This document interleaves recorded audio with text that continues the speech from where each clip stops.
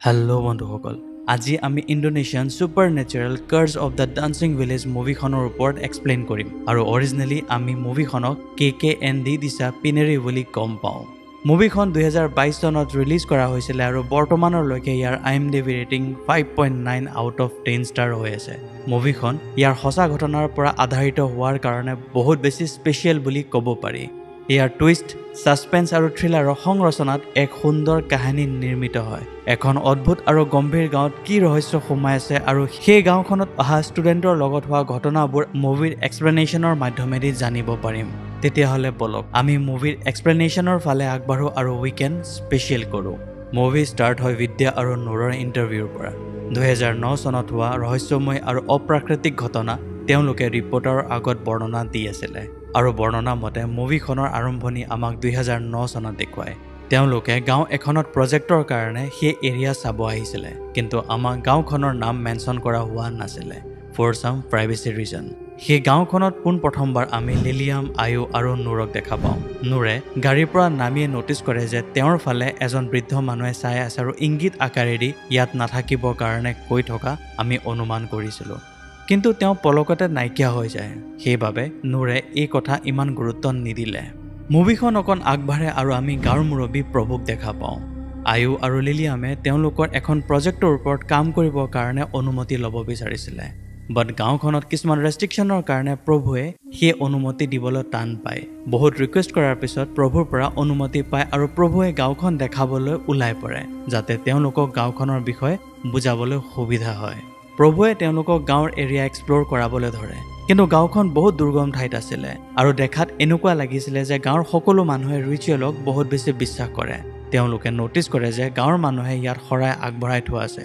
যোনটো নৰ্মেল শৰাইতকৈ অকণমান বেলেগ হয়। প্ৰভুৱে সেই প্লেচৰ বিষয়ে তেওঁলোকক ভালদৰে বুজাবলৈ ধৰে। সেই সময়ত আমি ন'টিছ কৰোঁ যে নুৰৰ চল্ডাৰত পেইন হ'ব ধৰে আৰু দূৰৰ পৰা ক'লা এণ্টিটি এটাই নুৰক ন'টিছ কৰি আছিলে, কিন্তু সেই এণ্টিটি হঠাৎ নাইকিয়া হৈ যোৱাত নুৰে নিজৰ ভ্ৰম বুলি ভাবি লয়। নুৰৰ কাৰণে এই ধৰণৰ এক্সপিৰিয়েঞ্চ বহুত বেছি ৰিয়েৰ্ড আছিলে। নেক্সট দিনত সেই প্ৰজেক্টৰ কাৰণে আমি টিমৰ সকলো মেম্বাৰক দেখা পাওঁ আৰু সেই টিমক আয়ুৱে লিড কৰি আছিলে আৰু সেই টিমত আছিলে বিদ্যা, এণ্টন, বিমা আৰু বায়ু। লগতে নুৰ সেই গাঁওখনত এণ্ট্ৰি কৰা দেখা পাওঁ। গাঁওখনত সকলোৱে নামি এটা কথা ন'টিছ কৰে যে পাৰ্টিকুলাৰ পইণ্টৰ পৰা ক'ৰ এৰিয়া ভিলেজ পাবৰ কাৰণে গাঁৱৰ মানুহৰ হেল্পৰ প্ৰয়োজন হয়। সেইবাবে গাঁৱৰ মানুহৰ হেল্প লৈ বাইকত উঠি গাঁৱলৈ যোৱা হয়। গৈ থকা অৱস্থাত বিদ্যাই কাইণ্ড অফ মিউজিক শুনি পায়, লগতে এগৰাকী মহিলাক দেখা পোৱা যেন অনুভৱ হয়। ইণ্টাৰেষ্টিংলি সেই হাবিত বহুতকেইটা সাপ ঘূৰি থকা আমি দেখা পাওঁ। নৰ্মেলি হাবিবোৰত সাপ থাকেই, কিন্তু ইয়াৰ ছাছপেন্স বহুত বেছি ইণ্টাৰেষ্টিং হয়, যোনটো আমি মুভিৰ শেষত আলোচনা কৰিম। সকলোবোৰ মেম্বাৰ গাঁৱত পাই প্ৰভুৰ লগত চিনাকি হয় আৰু প্ৰভুৱে গাঁৱৰ নিয়মবোৰ প্ৰথমতে বুজাই দিয়ে, কিন্তু তেওঁলোকৰ প্ৰজেক্টৰ কথা আমাক মুভিখনত মেনশ্যন কৰা হোৱা নাই। কিন্তু মোৰ অনুমানৰ মতে তেওঁলোক চাগে এগ্ৰিকালচাৰ প্ৰজেক্টৰ কাৰণে আহিছিলে।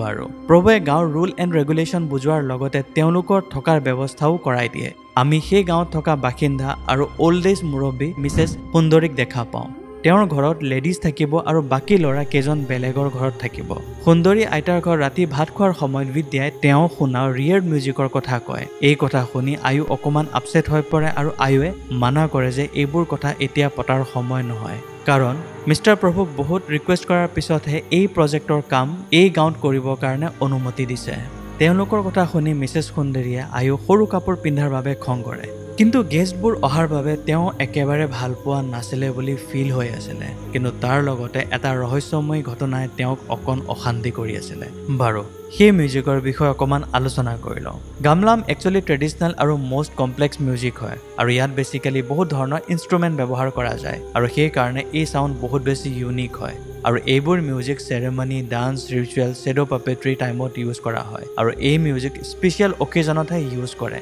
কিন্তু এই মিউজিক এই গাঁৱত শুনি পোৱাটো একেবাৰে ঠিক নহয়। বাৰু, ঠিক সেই ৰাতি গোটেইকেইজনী একেলগে শুই আছিলে, কিন্তু ভাগৰত বিদ্যাৰ টোপনি অহা নাই। সেই সময়তে তেওঁ ন'টিছ কৰে যে নুৰৰ ওচৰত ছায়া আকৃতিৰ এণ্টিটি কোনোবা ৰৈ নুৰৰ ফালে থৰ লাগি চাই আছে। এগৰাকী ভয়াৱহ মহিলাৰ দীঘল খোলা চুলি আৰু দীঘল নখ এনেকুৱা আকৃতি দেখা পাই বিদ্যাই বহুত বেছি ভয় কৰে, যাৰ বাবে তেওঁৰ মুখৰ পৰা কোনো শব্দ নোলায় আৰু নিজকে চম্ভালি তেওঁ শুব ট্ৰাই কৰে, কিন্তু এনেকুৱা ৰিয়েৰ্ড ঘটনাৰ পিছত টোপনি অহাটো সম্ভৱ নাছিলে।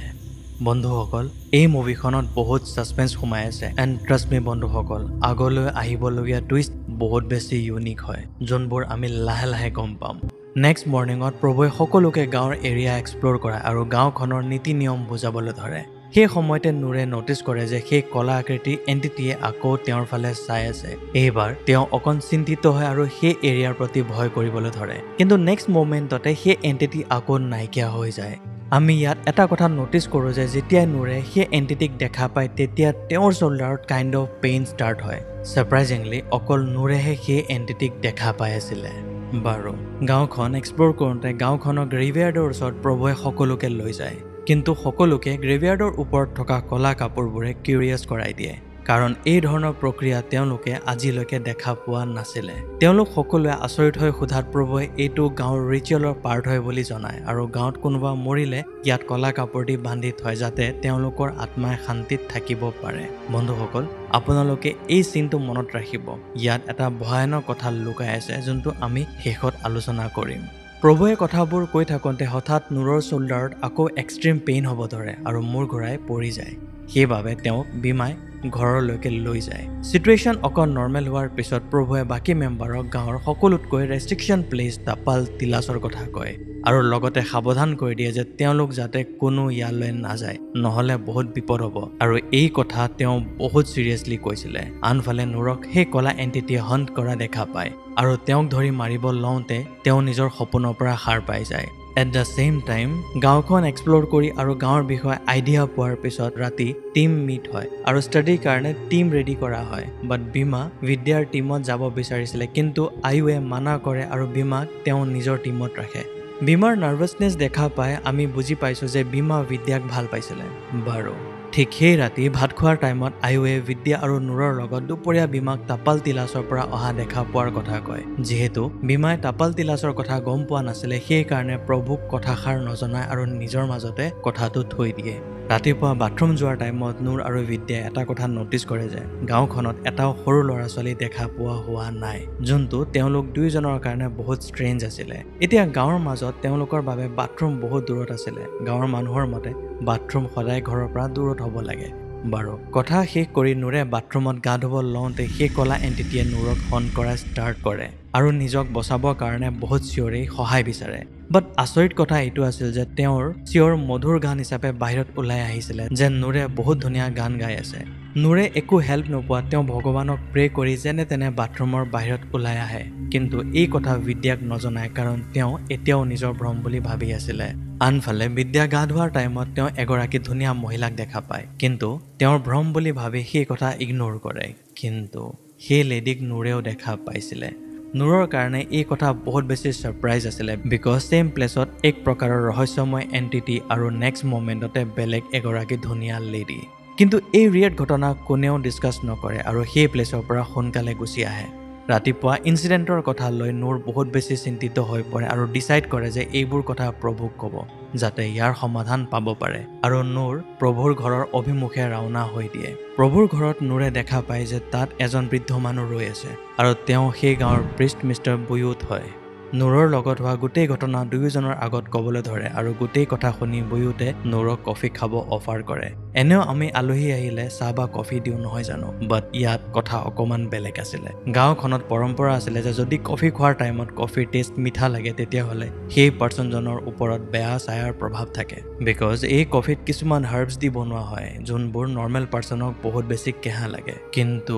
যোনটো কথাৰ ভয় আছিলে সেইটোৱে হয় নূৰক কফি মিঠা লাগে আৰু নূৰৰ লগত হোৱা আচল ঘটনাৰ কাৰণ জানিবৰ বাবে বুয়ুতে এক প্ৰকাৰৰ সৰু ৰিচুৱেল কৰে কলা কুকুৰা এজনীক বলি দিয়ে আৰু সেই কলা ক্ৰিচাৰ লগত বুয়ুতে কথা পাতে বুয়ুতে কয় যে সেই ক্ৰিচাৰ এই হাবিৰ দেৱ হয় যোনে সেই এৰিয়াত প্ৰটেক্ট কৰে কিন্তু নূৰৰ লগত অহা কিছুমান মানুহৰ বাবে তেওঁ বহুত বেছি খং কৰিছে নূৰৰ কাৰণে এই কথা বুজি পোৱাত বহুত অসুবিধা হৈছিলে আৰু সেইবাবে নূৰে বুয়ুতক সেই মানুহজনৰ কথা সোধে নূৰৰ কনফিউজন দেখা পাই বুয়ুতে বুজি পাইছিলে যে নূৰ ইন'চেণ্ট হয় আৰু তেওঁ লগত হৈ থকা ৰহস্যময় ঘটনাৰ কাৰণ সঁচাকৈ নাজানে গোটেই কথা বুজি পাই বুয়ুতে দেৱক কথাষাৰ কনভে কৰে আৰু তেতিয়াহে দেৱে সেই বলি একচেপ্ট কৰে আৰু তেওঁলোকৰ প্ৰটেক্ট হাবিৰ দেৱে কৰিব বুলি কয় কিন্তু সেই এৰিয়াত অকল তেওঁলোক নাছিলে এইবোৰ সকলো কথা ওচৰত থিয় হৈ থকা বৃদ্ধ মহিলা এগৰাকী শুনি আছিলে আৰু খঙত সকলোকে চাই থকা আমি নটিচ কৰোঁ কিন্তু ইয়াৰ পিছতে নুৰৰ শোল্ডাৰত আকৌ এক্সট্ৰিম পেইন হ'ব ধৰে আৰু তেওঁক চম্ভালিবলৈ সকলো ব্যস্ত হৈ পৰে নুৰৰ শোল্ডাৰত পেইনৰ ছিগনিফিকেণ্ট বহুত বেছি ইণ্টাৰেষ্টিং হয় আৰু এই বিষয়ে আমি মুভিৰ শেষত আলোচনা কৰিম এট দ্য ছেইম টাইম সেই ৰাতি আৰু এটা ঘটনা ঘটে বিদ্যাই নটিচ কৰে যে তেওঁলোক থকা ৰুমৰ বাহিৰত কোনোবাই মন্ত্ৰমুগ্ধ হৈ নাচি আছে আৰু তেওঁ বাহিৰত চেক কৰাত নুৰে সাপৰ অভিনয় কৰি নাচি থকা দেখা পাই বহুত বেছি আচৰিত হয় সেই অৱস্থাত নুৰৰ স্কিন সাপৰ দৰে হ'ব ধৰিছিলে বাট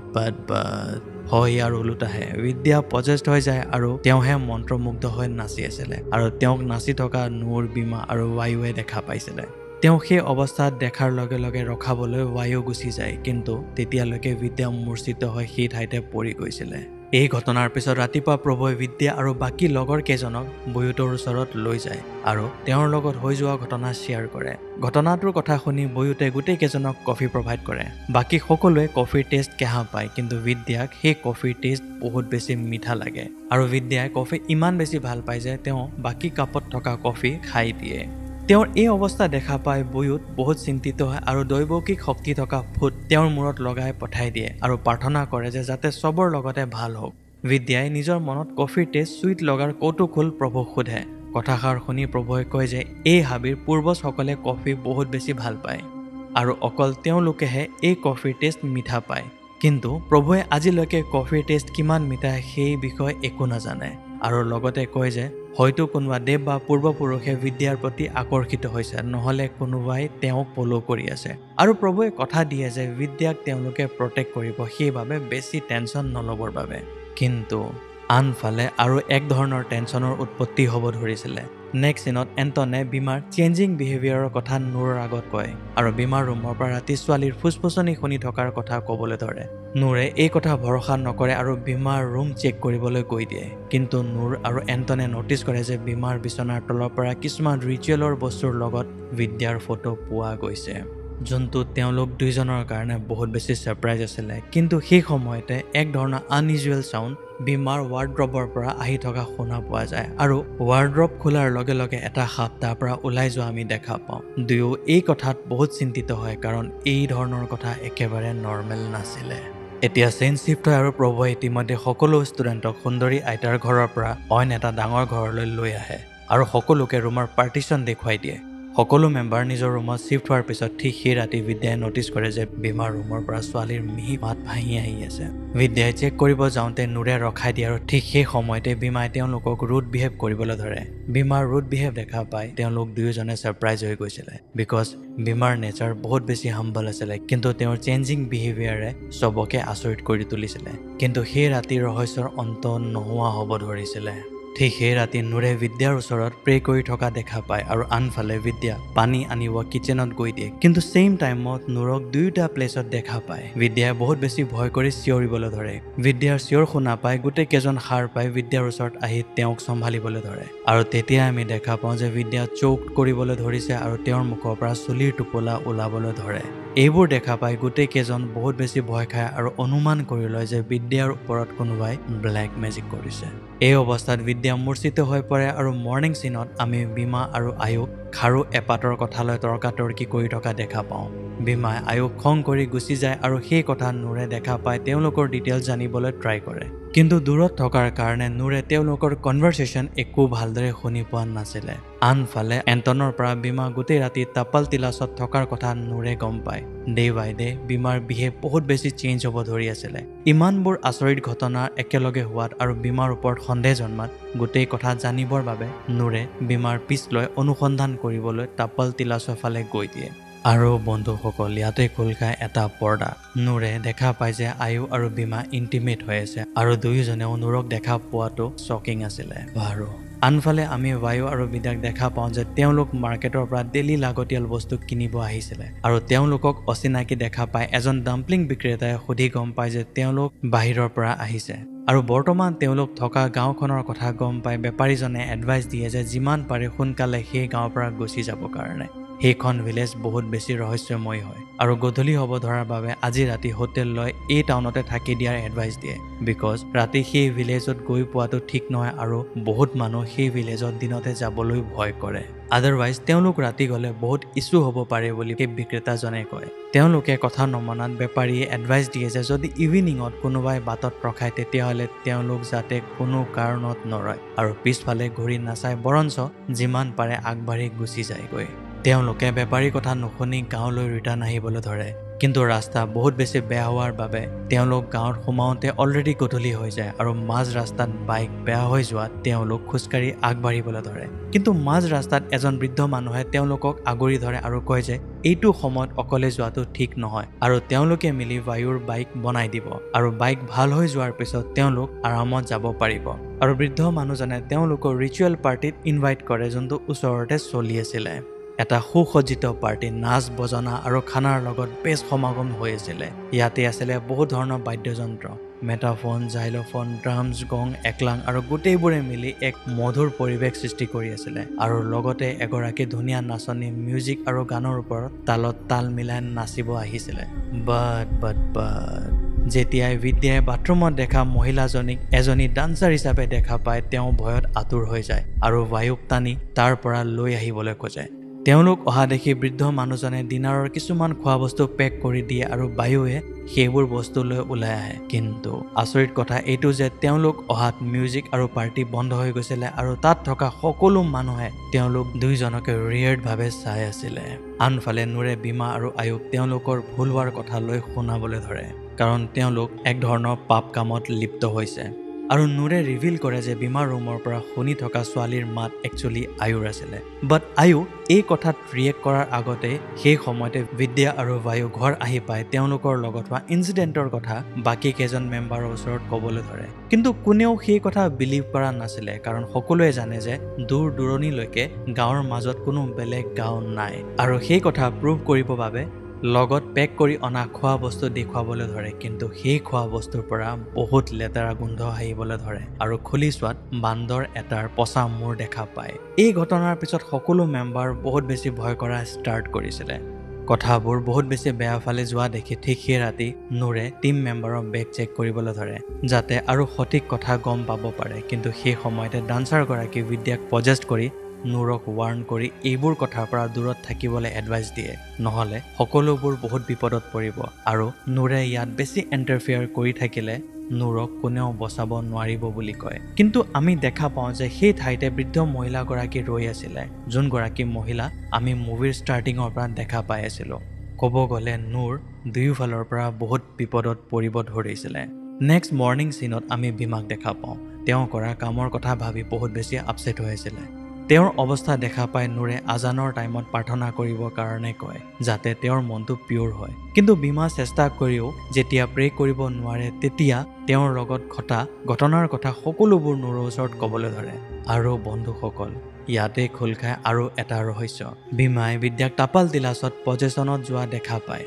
বিদ্যাই সেই সময়ত সৰ্পবন্ধন কাৰ্জত সোমাই পৰিছিলে আৰু সেই কাৰ্জৰ পৰা আঁতৰি অহাটো সম্ভৱ নহয় কিন্তু সেই সময়তে এগৰাকী লেডি হেল্প কৰিবলৈ প্ৰস্তুত হয় আৰু তেওঁ নিজকে দাউৱা বুলি চিনাকি দিয়ে বীমাই যিহেতু বিদ্যাক ভাল পাইছিলে তেওঁ লেডিগৰাকীৰ সকলো চৰ্ত নাভাবি নিচিন্তি মানি লয় তাৰে ভিতৰত প্ৰথম আছিলে টাপাল তিলাচৰ পুখুৰীৰ ওচৰৰ পৰা বেংগল বিচাৰি বিদ্যাক পিন্ধাই দিব লাগিব যাতে বিদ্যা সৰ্পবন্ধনৰ পৰা মুক্ত হ'ব পাৰে আৰু দ্বিতীয়টো বহুত বেছি ৰিয়েৰ্ড আছিলে ডেইলি ৰাতি দাউৱাই যেতিয়াই মাতিব বীমা তেওঁৰ ওচৰত যাব লাগিব আৰু ইয়াতে আৰু এটা কথা ৰিভিল হয় যে বীমাৰ ৰুমৰ পৰা আমি শুনি থকা ছোৱালীৰ মাত একচুৱেলি দাউৱাৰ আছিলে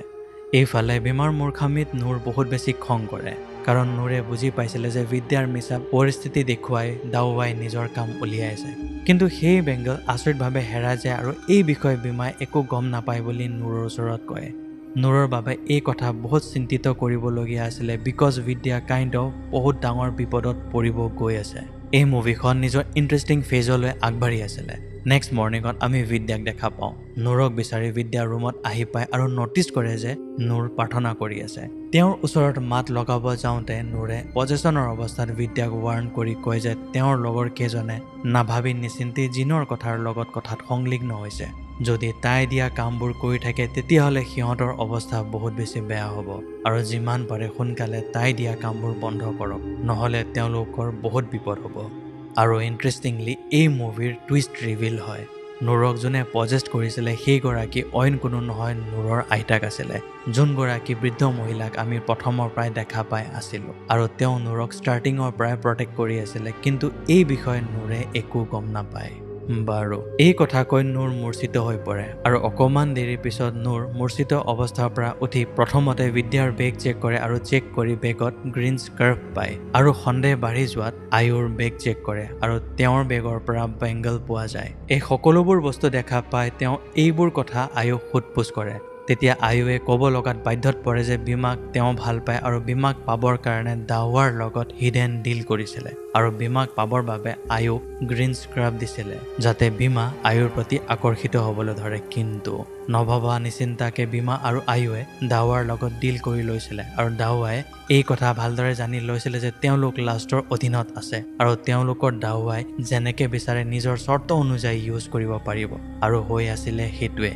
চিটুৱেশ্যন হাতৰ পৰা ওলোৱা দেখা পাই এজ এ ৰিজাল্ট নূৰৰ বহুত খং উঠে আৰু প্ৰজেক্ট বন্ধ কৰাৰ কথা গোটেইকেইজনৰ ওচৰত কয়। কথাষাৰ শুনি বীমা প্ৰজেক্ট বন্ধ নকৰিবৰ বাবে ৰিকুৱেষ্ট কৰে, কাৰণ মাজতে প্ৰজেক্ট বন্ধ হ'লে গাঁৱৰ মানুহৰ বহুত ইছ্যু হ'ব পাৰে বুলি কয়। কিন্তু ইমান সহজে কাৰো মূৰৰ পৰা বিপদ আঁতৰি যোৱা নাছিলে। ঠিক সেই ৰাতি বীমা পজেশ্যনৰ অৱস্থাত তাপাল তিলাচৰ ফালে ৰাওনা হয়। আনফালে বীমাক যোৱা বিদ্যাই দেখা পায় আৰু তেওঁ বীমাক ফ'ল' কৰিবলৈ ধৰে। বিদ্যাই বীমাক তাপাল তিলাচৰ ঘৰত দেখা পায়, য'ত নূৰে বীমা আৰু আয়ুক একেলগে দেখা পাইছিলে। কিন্তু তাত এইবাৰ আয়ু নাছিলে, তাত আছিলে বীমাৰ লগত দাৱা আৰু তেওঁ নিজৰ অৰিজিনেল সৰ্পৰ ফৰ্মত থকাটো বিদ্যাই দেখা পায়। কিন্তু বীমা টোটেলি পজেষ্ট হৈ কোনো ধৰণৰ প্ৰতিক্ৰিয়া দিব পৰা নাছিলে। কিন্তু বিদ্যাই কিবা প্ৰতিক্ৰিয়া দিব তাৰ আগতে দাৱাৰ মানুহে তেওঁক বন্দী বনাই লয় আৰু তাপাল তিলাচৰ সমাৰোহৰ প্লেচত লৈ যায়। ইয়াৰ পিছতে আমি দাৱাক দেখা পাওঁ, যোনে বিদ্যাক সেই প্লেচত থাকিবলৈ বাৰে বাৰে ফ'ৰ্চ কৰে। কিন্তু সেই প্লেচত দাৱাৰ লগতে বিদ্যাই আয়ুকো দেখা পায়, যোনে দাৱাৰ দৰে ড্ৰেছ পিন্ধি ট্ৰেডিশ্যনেল তাপাল তিলাচৰ ডান্স কৰি আছিলে। এট দ্য ছেইম টাইম আয়ুৰ অৰিজিনেল বডি গাঁৱত পেৰালাইচিছ হৈ বিচনাত পৰি থকা দেখা পোৱা হয়। একচুৱেলি আয়ুৰ চোল দাৱাৰ অধীনত আবদ্ধ হৈ আছিলে আৰু দাৱাই নিজৰ এণ্টাৰটেইনমেণ্ট হিচাপে ইউজ কৰিবৰ কাৰণে তেওঁৰ চোল আবদ্ধ কৰি থৈছিলে। ইভেঞ্চুৱেলি বীমাও পেৰালাইচিছ অৱস্থাত আছিলে আৰু তেওঁলোকৰ অৱস্থাৰ কথা বুয়ুতে গম পাই চাব আহে আৰু সকলোবোৰ কথা নূৰৰ মাধ্যমেদি গম পায়। কথাবোৰ শুনি মুভিৰ আচল টুইষ্ট আমাৰ ওচৰত ওলাই পৰে। বুয়ুতে কয় যে সেই ডান্সাৰগৰাকী দাৱা নহয়, দাৱা একচুৱেলি এটা টাইটেল হয় যোনটো নাচনীকেইজনীক দিয়া হয়। তেওঁৰ আচল নাম হৈছে বাদাৰাউই আৰু তেওঁ সেই গাঁৱৰ দেৱী বুলি কোৱা হয়, বা আমি সৰ্পৰ দেৱী বুলিও ক'ব পাৰোঁ। সেইবাবে সেই গাঁওখনত ষ্টাৰ্টিঙৰ পৰা আমি বহুতকেইটা সাপ দেখা পাই আছিলোঁ। তেওঁ আৰম্ভণিৰ পৰাই সকলোকে মিছা কথা কৈছিলে যাতে তেওঁৰ আচল নাম গম পাই তেওঁক কোনেও নিজৰ অধীনত কৰিব নোৱাৰে। লগতে আমি বায়ুতৰ পৰা গম পাওঁ যে বীমা আৰু আয়ুৰ চোল আংগাৰাকামুৰা নামৰ প্লেচত বন্দী হৈ আছে। আংগাৰাকামুৰা এনেকুৱা এটা প্লেচ হয় য'ত বহুতকেইটা চোল খং, ৰাগ, লোভ, নেগেটিভ, ডিষ্ট্ৰাকশ্যন ফ'ৰ্চৰ মাজত আবদ্ধ হৈ নিজৰ লগতে যুঁজি থাকে। কাইণ্ড অফ এইটো হেল বুলিও ক'ব পাৰি। কিন্তু বাদাৰাউই অথবা সৰ্পদেৱীৰ এটা উইক পইণ্ট আছিলে। তেওঁ কথা দিয়াৰ পিছত সেই কথা ৰাখিবলগীয়া হৈ যায়, কাৰণ বীমাক বিদ্যাৰ প্ৰটেকশ্যনৰ কথা দি থৈছিলে। সেইকাৰণে ইচ্ছা কৰিও বিদ্যাৰ চোল ৰাখিব পৰা নাছিলে। বিদ্যাক বাদাৰাউইয়ে নিজৰ ডান্সাৰ ৰূপে চুজ কৰিছিলে আৰু নিজৰ অধীনত কৰিবৰ বাবে গ্ৰীণ স্কাৰ্ফ আৰু বেংগল দি কিবা প্ৰকাৰ দি হ'লেও ইউজ কৰাবৰ বাবে ষড়যন্ত্ৰ চলায়। সেইবাবে আয়ুক বীমাক পাবৰ বাবে প্ৰলোভন দিয়ে, কাৰণ তেওঁ ভালদৰে জানিছিলে যে এবাৰ দুয়োটা বস্তু ইউজ কৰি ল'লে বিদ্যাৰ চোল নিজৰ অধীনত কৰিবলৈ পাৰ্মিশ্যনৰ দৰকাৰ নহ'ব। কিন্তু প্ৰত্যেকবাৰ নূৰৰ এণ্টাৰফেয়াৰত তেওঁ বাচি গৈছিলে। সেই কথা বায়ুতে ভালদৰে উমান লৈ লৈছিলে আৰু কথাষাৰ নূৰকো জনোৱা হয়। আৰু অৱশেষত বায়ুতে নিজৰ পাৱাৰ ইউজ কৰি কুকুৰৰ ৰূপ লৈ তাপাল তিলাচৰ পৰা বিদ্যাক লৈ আনিবলৈ চেষ্টা কৰে। তাপাল তিলাচত আকৌ সকলো মানুহ যাব নোৱাৰে, অনলি চুজেন ওৱান আৰু বায়ুতৰ দৰে সিদ্ধি পোৱা মানুহে যাব পাৰিছিলে। বিদ্যাক আংগাৰাকামুৰাৰ পৰা বায়ুতৰ সহায়ত ঘূৰি আনিবলৈ সক্ষম হয়, কিন্তু তাত থকা আয়ুৰ চোল ডান্স একেৰাহে কৰি থাকে আৰু তেওঁ বহুত সময়ৰ পৰা ডান্স কৰি থকাত বহুত বেছি ভাগৰি যায়, কিন্তু মুখেদি একো উচ্চাৰণ কৰিব পৰা অৱস্থাত নাছিলে। বিদ্যা যোৱা দেখা পাই তেওঁ আৰু জোৰে নাচিবলৈ ধৰে, কিন্তু আমি তেওঁৰ পেইন চকুত ভালদৰে দেখা পাই আছিলোঁ। কিন্তু তেওঁ নিজৰ কামৰ কাৰণে তাতে বন্দী হৈ ৰ'ল আৰু বিদ্যা বুয়ুতৰ হেল্পত তাৰ পৰা আহিব পাৰিলে। বিদ্যা ঘৰ পাই বীমা আৰু আয়ুৰ অৱস্থা দেখা পাই বহুত দুখিত হয়, কিন্তু তেতিয়ালৈকে বহুত বেছি দেৰি হৈ গৈছিলে। বিদ্যা ঘূৰি অহাৰ পিছত বুয়ুতে আকৌ কফি খাবলৈ দিয়ে, কিন্তু এইবাৰ কফিৰ টেষ্ট বহুত বেছি কেঁহা পায় আৰু ইয়াতে আমি গম পাওঁ যে বৰ্তমান তেওঁলোকৰ ওচৰৰ পৰা বিপদ আঁতৰি গৈছে। নেক্সট ডে গোটেই কেইজন নিজৰ নিজৰ প্লেচলৈ ৰিটাৰ্ণ হ'বলৈ ধৰে আৰু তেতিয়া আমি সেই গাঁওখনৰ আৰু এটা ডাৰ্ক চিক্ৰেট গম পাওঁ। প্ৰভুৱে কিছুমান গাঁৱৰ ভিতৰুৱা কথা নূৰৰ ওচৰত ৰিভিল কৰে। আমি মুভিৰ ষ্টাৰ্টিঙতে গ্ৰেভিয়াৰ্ডত ক'লা কাপোৰ দি ঢাকি থোৱা দেখা পাইছিলোঁ। একচুৱেলি সেইটো কাইণ্ড অফ ছেক্ৰিফাইচ ৰিচুৱেল হয়। গাঁৱত এটা টাইমত বহুত অঘটন ঘটিছিলে। খেতি, গৰু, ছাগলী, অন্য জন্তু মৰি গৈছিলে। লগতে খোৱা পানীকেইটাও বিষাক্ত হৈ পৰিছিলে। আৰু সেই মিছফৰ্চুন নহ'বৰ কাৰণে ছেক্ৰিফাইচ দিয়া সৰু ল'ৰা ছোৱালীক গ্ৰেভিয়াৰ্ডত ক'লা কাপোৰ দি ঢাকি থৈ দিয়ে, যাতে গম পায় সেইকেইজন ছেক্ৰিফাইচ ৰিচুৱেলৰ পাৰ্ট হয়। আৰু লগতে সেই হাবিত কিছুমান প্লেচত শৰাই আগবঢ়াই দিয়া হয় যাতে দেৱে তেওঁলোকক প্ৰটেক্ট কৰিব পাৰে। ইয়াৰ পিছত আমি গম পাওঁ যে বীমা আৰু আয়ুক হস্পিটেলত এডমিট কৰে, কিন্তু বীমা এডমিট কৰাৰ 4 দিনৰ পিছতে মৰি যায় আৰু আয়ু 3 মাহৰ পিছত মৃত্যুক সাৱটি লয়। এই 3 মাহত তেওঁৰ চোলৰ লগত কিমান কি টৰ্চাৰ হৈছে সেইটো আমি অনুমান কৰিব পাৰোঁ। মুভিৰ আৰম্ভণিতে গোটেই কথা কৈ থকা অৱস্থাত নূৰ আৰু বিদ্যাই ৰিপৰ্টাৰৰ আগত গাঁও আৰু তেওঁলোকৰ আচল নাম মেনশ্যন কৰিবলৈ মানা কৰে, যাতে পিছলৈ সেই গাঁওখনৰ প্ৰতি নেগেটিভ বা বেয়া ৰূপ লৈ নলয়। আৰু সেইকাৰণে গাঁৱৰ আচল নাম আজিলৈকে আমি গম পোৱা নাই। অৱশেষত নূৰৰ মনত চলি থকা কথাবোৰ উজাগৰ কৰিবৰ বাবে তেওঁ পৃষ্ঠৰ ওচৰত গৈ দিয়ে আৰু তেতিয়া পৃষ্ঠে কয় যে যোন লেডিগৰাকীৰ কথা সুধিব অহা হৈছে তেওঁ নূৰৰ আইতা হয় আৰু ষ্টাৰ্টিঙৰ পৰাই নূৰক তেওঁ প্ৰটেক্ট কৰি আছিলে। আৰু এই কথা নূৰে শেষলৈকে গম পোৱা নাছিলে। আৰু ইণ্টাৰেষ্টিং কথা আছিলে যে যেতিয়াই নূৰৰ শ্বল্ডাৰত পেইন হয় তেতিয়া একচুৱেলি আইতাকে শ্বল্ডাৰৰ ওপৰত উঠি তেওঁক প্ৰটেক্ট কৰে। আৰু সেইবাবে হাবিৰ দেৱে নূৰক প্ৰথম অৱস্থাত বেয়া পাইছিলে আৰু ভাবি আছিলে যে নূৰে নেগেটিভ এণ্টিটিক সেই গাঁওখনত লৈ আহিছে। বাৰু গোটেইবোৰ কথা শুনাৰ পিছত নূৰ সেই প্লেচৰ পৰা উভতি আহে আৰু নূৰ উভতি অহাৰ পিছতে আমি নূৰৰ আইতাকক লাষ্টত দেখা পাওঁ আৰু মুভিখন ইয়াতে অন্ত হয়। এই মুভিখন অৰিজিনেল ষ্টৰীৰ ওপৰত আধাৰিত হয়। মই অনুমান কৰিব পাৰিছোঁ যে সেই গাঁৱৰ মানুহ কেইজনৰ লগত চাগে কিমান টৰ্চাৰ হৈছিলে বা হৈ আছে। আই হোপ আপোনালোকক মুভিখনৰ এক্সপ্লেনেশ্যন ভাল লাগিলে। আপোনালোকে মোৰ চেনেলক please like, share and subscribe কৰিব, যাতে মই ভাল ভাল মুভিৰ এক্সপ্লেনেশ্যন আপোনালোকৰ ওচৰত আনি থাকিব পাৰোঁ। তেতিয়ালৈকে take care and bye by.